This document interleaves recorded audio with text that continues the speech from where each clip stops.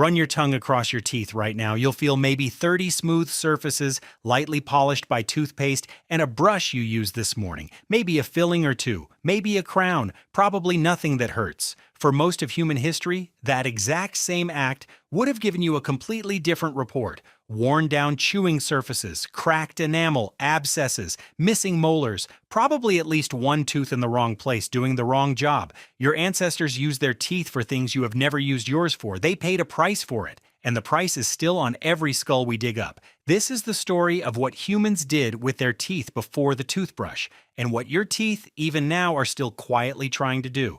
Let's start with the obvious problem. Your teeth were designed for a kind of food you don't eat anymore. For 2 million years, the human diet was tough. Roots that had to be ground, meat that had to be torn, nuts that had to be cracked, tubers, sinew, hide.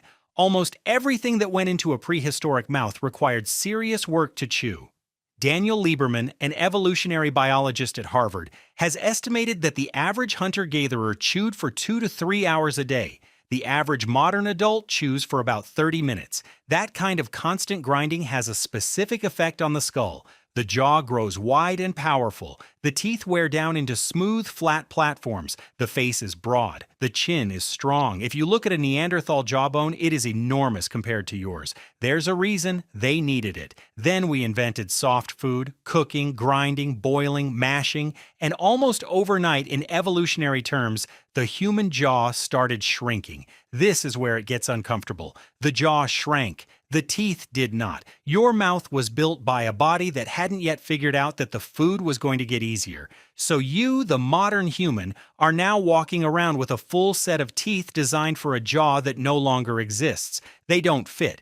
That's why you needed braces. That's why your wisdom teeth came in sideways and had to be cut out. That's why almost every modern child develops crooked teeth without dental intervention.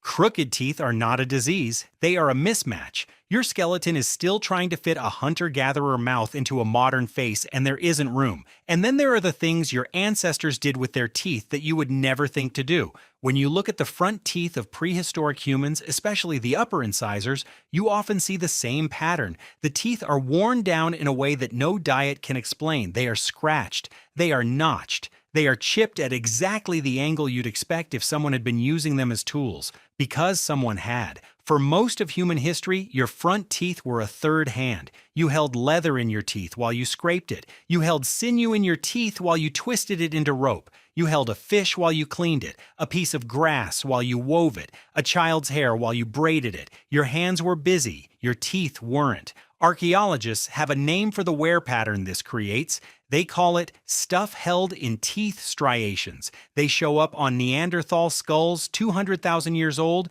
They show up on Inuit skulls from 100 years ago. They are still showing up on the teeth of modern people who work with materials in traditional ways.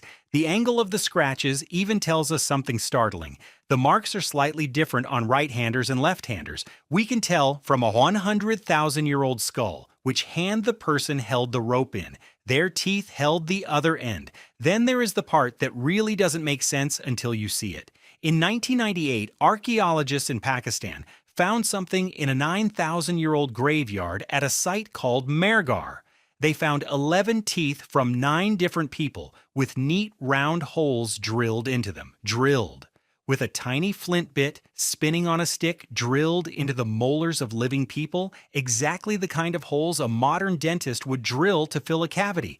The holes were perfect. They went straight into the decayed parts of the tooth. Whatever was put into them, soft enough not to last 9,000 years, was probably some kind of plant resin or bitumen. The patients survived. Their teeth show signs of wear after the drilling, which means they kept using their mouths for years afterward. We don't know who the dentists of Mehrgarh were, but they figured out in the Neolithic what your dentist does this afternoon. Toothache is one of the oldest documented sources of human suffering. Egyptian medical papyri from 1500 BCE lists dozens of remedies for it. Roman doctors filled cavities with linen and resin.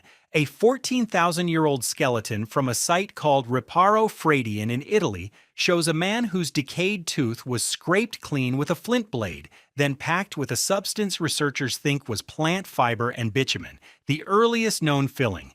The pain that drove a person to lie down and let someone drill into their face with a stone bit was the same pain that drives a person into a dentist's office today. It is one of the oldest, sharpest, most universal sensations our species feels. And for as long as we've felt it, we have been trying to fix each other's teeth. There is one last thing worth saying about your teeth. They are not all yours. The bacteria living on them, in the small gaps between them, in the plaque that builds up overnight, are a community your mouth has been keeping for as long as you've been alive. And that community is genuinely ancient. Some of the species in your mouth right now have been living in human mouths for tens of thousands of years. They were in the mouths of Neanderthals. They were in the mouths of the Mergar patients. They will almost certainly be in the mouths of whoever lives in your house after you die. You brush them off twice a day. They come back. They have always come back. The toothbrush is about 500 years old. The toothpaste you use is about 150 years old. The fluoride in it is about 80 years old. Your teeth are 2 million years old. When you ran your tongue across them at the beginning of this video, you were touching one of the oldest tools your body still owns. They held the rope. They cracked the nuts. They softened the leather. They were what you reached for when your hands were full and your life depended on what you could carry. They still are. We've just stopped noticing.